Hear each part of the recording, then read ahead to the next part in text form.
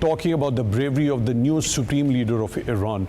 Now, what does that mean? We have seen similar sort of statements coming in the past. Also, on one side, he continues to give some sort of a tone in his statements that perhaps he's praising the Iranian leadership. He's also used this word of bravery for the new supreme leader, despite being critically injured. He's showing his bravery, thinking how to deal with the Americans. What such type of statements, what sort of a message do such type of statements actually relay? What does that indicate? And also, when we specifically talk about the Strait of Hormuz crisis, the continuation of the blockade on the part of the US, there are multiple reports that there has been billions of dollars worth of losses to the Iranians. Now, do you think with that continuation of the blockade, ample pressure on the Iranians is being mounted, and perhaps there could be any sort of an outcome, desired outcome, as far as American perspective is concerned? Thank you. Definitely, we started with President Trump. I mean, this is how delusional he is. This is his mental state at the moment, where let's not forget that leading up to the conflict and at the beginning of the conflict, President Trump praised the opposition in Iran, asked them to rise up against the regime. He supported Iranian Americans here protesting in favor of the war in Iran. He praised himself for the killing of the Supreme Leader's father, the former Supreme Leader. And now he comes out to praise the new leader for various reasons. His typical persona. Remember when he met with North Korea's in the lead up of meeting with North Korea's leader. Then before meeting President Xi in Beijing.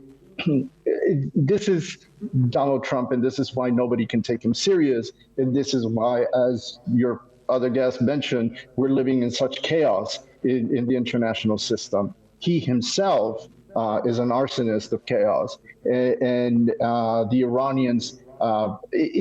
From an Iranian perspective, there is absolutely zero confidence on the U.S. president, and even less confidence on Israel for a ceasefire or a peace process. So we expect Iran to continue their defensive posture and aggression against the neighboring, unfortunately, against their Arab neighbors hosting U.S. bases, military bases. This has been the justification from Iran for the attacks in Oman this last week, in Kuwait as well, where they hit the international airport in Kuwait City. For Iran, keep in mind that Iran has been in a revolutionary mode since 1979. Right, so this is the existence. Just as your other guest mentioned, that war is a reason for Israel's existence and is a must for President Netanyahu. Resistance, war is also fundamental for the Iranian regime, for the Islamic regime in Tehran. This strengthens their regime at home and strengthens their profile internationally among the Muslim Ummah across the world, and Iran is more able to survive long term under these conditions because it has many outlets. Let's keep in mind, Russia is helping Iran, China is helping Iran, India are helping Iran, and the idea that the U.S. is holding pressure on Iran through Hormuz and is holding literally the world market hostage. We know that there are plenty of vessels that are going through Hormuz with Iranian permission, with Iranian escorts, perhaps having paid the toll that Iran has set to demand from them. Right. One last question from you, Dr. Munawar Hussain. When we talk about Pakistan's role, how crucial it has been over the last 100 days when it comes to trying to keep both the sides on the negotiation stable, also that Islamabad peace process. Are there any lessons for the world at large to be learned from the kind of efforts that have been put in by Pakistan, and also that Islamabad peace process? Frankly speaking, it is a miracle that Pakistani diplomacy is playing a very constructive role to manage the war in the Middle East. And it is partially because it is the vision of Quaid-e-Azam Muhammad Ali Jinnah, a peace within and peace without. And it is as per Pakistan 3 Cs policy: connectivity, coordination and cooperation. Connectivity in the region, coordination with all key players at systemic and regional level, and cooperation with the strategic partners. And moreover, it is as per our security and strategic interest. Already we have a hostile relationship with India on eastern border, and security is being destabilized by the terrorist networks inside Afghanistan. They are motivated by and supported by financially India and technologically by Israel. So we cannot afford a third border, Iranian border, to be destabilized. So it is in our security interest. Moreover, it is also in our strategic economic interest because our oil and our financial support always come from the GCC countries, and almost 1.4 million people, they are working in the GCC countries, and half of our remittances coming from that area. So therefore, stability is in the economic. I do get your point. These are a lot of factors which actually make Pakistan to go ahead and make such type of strides in these sincere efforts to de-escalate the situation. But when we try to understand this entire process of diplomacy in the kind of mediation, how do you look at that? A quicker answer: how do you assess that? How Pakistan had done it, achieved this feat over the last 100 days?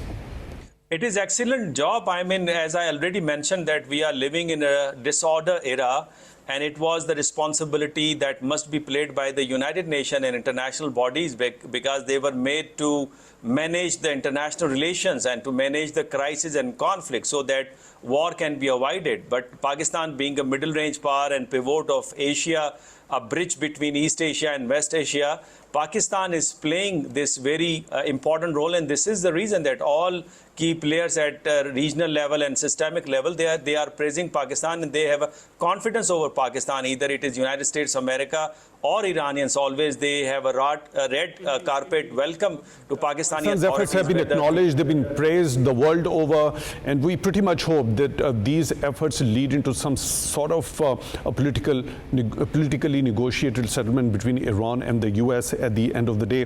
Dr. Munawar Hussain, geopolitical analyst, thank you very much for being with us on the show tonight. Really appreciate that.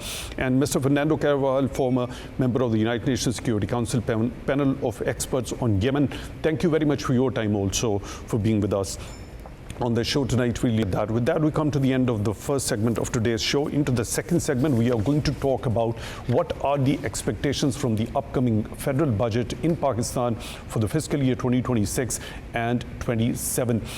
We've seen the macroeconomic indicators show that economy overall is in stabilization phase, but there are certain risks as well. Also, given the situation in the Middle East, the kind of impact it has had on the various regions of the world, Pakistan also affected because of that situation that has unfolded in the Middle East as well. At the same time, we have some commitments under the IMF program to be fulfilled as well, and we have seen authorities had been trying their utmost in order to keep in line with those commitments as well. At the same time, the kind of relief at this point in time that the general masses or the common citizens of the country expect from the government to be delivered. At the same time, what we have seen is that the government wants to broaden the tax base without imposing the new taxes, yet we see the coalition partners seek greater development spending and the welfare measures. So the central question at this point in time is whether Pakistan will be able to maintain that economic discipline under the IMF program, at the same time delivering that relief and growth for the common citizens. Let me bring in Mr. Usman Shaukat. He's the president of Rawalpindi Chamber of Commerce and Industry to discuss the expectations from this upcoming budget. He's joining us in the studio. Mr. Usman Shaukat, thank you very much for your time, for being with us on Unfold tonight. Really appreciate that. Thank you. And right away, what are your expectations, firstly, and secondly, Do you think it's going to be more IMF commitments compliant or more of a general message-friendly budget? First of all, thank you so much for having me on the show. And definitely the budget is what everyone's talking about right now. The entire business community and the government's focused on that. It's supposed to come out on the 10th of June.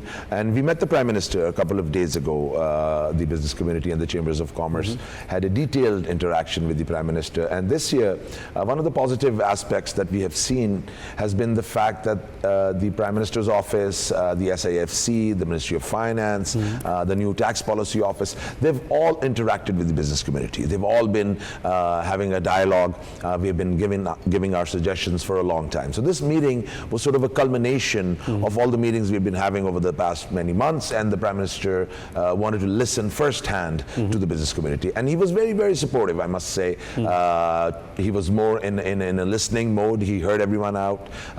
He noted all the points. And we feel, of course, the business community and the Chambers of Commerce know this, that we are in an IMF program. And while you're in an IMF program, there are compulsions. You really can't do much. The fiscal space is not there. But we think the upcoming budget needs to tackle the cost of doing business as well as the ease of doing business. We've been talking about this for a long time. Cost of energy, cost of tax, cost of interest, all of this has to come down, because the region, if you look at the region, we have to, of course, the Prime Minister particularly said that this has to be an export-led budget. We agree, Pakistan needs exports, we need sector-specific initiatives. So we gave suggestions as to how to make this a export-led budget. For example, we propose incentives to exporters, tax cuts for exporters. Of course, tax is something that the Prime Minister even agreed is on the high side, and we need to give some relief there. But the good thing that came out of this meeting was that the Prime Minister is very conscious of the business community. He ordered, in fact, the FBR to release all of the pending refunds for the industry, because of course that's a liquidity crunch. The exporters have been demanding that for a while, so he ordered that. And then he also instructed every ministry to work with the chambers very actively and make sure that the chambers are heard out. So we feel that our voice is being heard. Yes, compulsions are there, but I think at the end the tax base, of course, that was one big point that was discussed, that how are we going to broaden the tax base? That's exactly the question that was. What could be the ideal or a realistic roadmap of broadening the tax base, reaching that revenue target as well, while not burdening those segments of society which are already paying their taxes? Sure. So yes, I mean, broadening the tax base. When we talk about the tax to GDP ratio in Pakistan, we stand at about 12%. The average for OECD countries is about 25%, and the World Bank says that you need to have a minimum of 15%. So we are below that. So first of all, we need to recognize that we need something to be done there pretty fast, and we need to enhance the tax base. So we've overall suggested that the tax rates need to come down. The Prime Minister agrees with that. We believe compliance will increase as the rates come down. The GST should come down, but right now, again, that won't happen. Is there any guarantee that that assumption will hold, or it will come true if the tax rates are brought down? There is going to be automatically a compliance? I think as the time goes on, because we have fintech coming in, we have digital transformation of the economy, there's documentation of the economy. So right now it's pretty hard for you to stay undocumented. In my view, ultimately everybody wants to be documented. The cost of that documentation or the cumbersome sort of processes is what people are afraid of. So you need to build that confidence. We heard yesterday that a new scheme has been launched to bring the small traders into the fold. It's a simplified form, 2-pager. That was another demand that the business community was having, that make the form simpler. Have it, in the US we have a 2-page IRS form. Here we had a 140-page document currently. So that's cumbersome. So they've simplified that. They're going to give a QR code to every shopkeeper that complies and is a part of that scheme. So no officer of the FBR will be able to enter the premises. So that harassment element is going to be taken care of. So these confidence building measures need to happen. See, it's the trust deficit. I believe that's what the real issue here is. The business community doesn't trust the FBR. The FBR has a trust deficit on the business community, and that's what we have to bridge that. And I think as the confidence building measures happen, that will happen. And another thing we've suggested that, you know, the undocumented sector, and in no way do we back the undocumented sector. We believe that is a burden on us. Someone who doesn't pay tax, 6 million taxpayers today for a country of 250 million, we know that is not going to work out in the long run. What are those key areas that could be identified in order to broaden the tax base, the undocumented sectors that you just mentioned? Sure. I think one of the tools you could say is bank accounts. I mean, right now we have more than 100 million bank accounts of people. I mean, the bank account number is almost 200 million, but one person holds multiple accounts. So if you're talking about individuals, we believe almost 100 million individuals are there that are operating bank accounts. So see, that data is out there. You could get that data, you look at those transactions and ask them, hey, you're not filing your tax returns. How come you have these transactions happening in your bank accounts? We are not doing that right now. So I think another thing that we've suggested is the tax policy. You see, I believe that Chinese wall needs to be there between the implementer and the policymaker, and that has happened this time. The tax policy office has been made, so the policy is being made very fairly, squarely right now, and the implementation part is the other part. In fact, there's another talk of having two wings in the FBR. One for the people who are in the tax base, the salaried class, the business community that feels that we're getting burdened because you're unable to get the new guys. So make another FBR that is just focused on that. Who are going to be those new guys? Is it going to be related to agriculture, real estate, retailers? Retail sector, yes, that's an undocumented These were the certain areas. Yes, middlemen. I believe in a lot of the sectors we see. See, I'm in the manufacturing, sector. Even if you're an importer, the end of the transactions are being taxed perfectly at the port, at the manufacturing sites, and at the end consumer. The consumer is paying the tax, right? It's the middlemen that I believe in every industry that is not a part. I mean, you can talk about the distribution channels, the networks, and that is where the retail part is. Of course, agriculture is another part of it. So these are the sectors that you need to. But again, the implementation is. So why, when we specifically try to take a stock of these sectors, agriculture, real estate, and retail, why they have been the potential from these sectors had been untapped so far? I think what had been the obstacles? I think it's more of a lack of I think will. I think that's what frankly I believe. I think had FBR been more proactive, we would have had schemes that would have brought these guys into the fold. But I think now it's just implementation. I believe a lot of times we've come up with very good policies. It's just that the implementation part is where coercive tactics come in. People lose trust, and that's where corruption is a part of it too. Let's be open about it. So that's where you have to see. Even this new policy, it's good, but we have to see how the implementation part's going to happen. So I think that's where the government needs to focus. So when we specifically talk about budget now, expenditure side, the debt servicing takes a huge chunk now. There has been a challenge over the number of years, and that has been recognized by the authorities in Pakistan as well. That gives us a very less fiscal space as far as debt servicing is concerned. What's the way forward regarding that particular front, and at the same time dealing with that and also giving some sort of a development and public welfare going ahead? Sure. Yes, I mean, that's the catch-22 situation that we're in. I mean, our debt servicing is so high that we're unable to, do a lot of the development expenditure that we have to. But the good part is that a lot of that is going to end when the IMF program ends. And we are in the last cycle of the IMF program. It should be ending by 2027. And so, the government will have fiscal space in the coming months. I think right now, the government's on the right track in one form, that they are privatizing. See, that's another way. If you're unable to give concessions, you reallocate the resources. That was another point in the meeting, that maybe reallocation of resources is what we need. I'll share a figure with you. The bleeding that the SOAs do to our economy annually is more than $3 billion US. That surpasses the tranches we receive from IMF annually. So that, I mean, that is just shocking that, if we're able to resource, and Prime Minister agreed with that. PIA, very good, we've seen that, but this should continue. The discos, GPOs, the steel mill, the other loss-making entities, because if you're able to do that, you will get the fiscal space. You can reallocate resources from there. And I think the willpower is there. Prime Minister wants to do that. The cabinet wants to do that. It's just that, you know, it's going to take some guardrails, some legislation, and I'm hopeful that we'll get there. Right. Unfortunately, we are pressed with time. Sure. There are a lot of other aspects to be talked about in detail. One quick last question, and I want your quick answer regarding that as well. What's required in order to attract more foreign direct investment?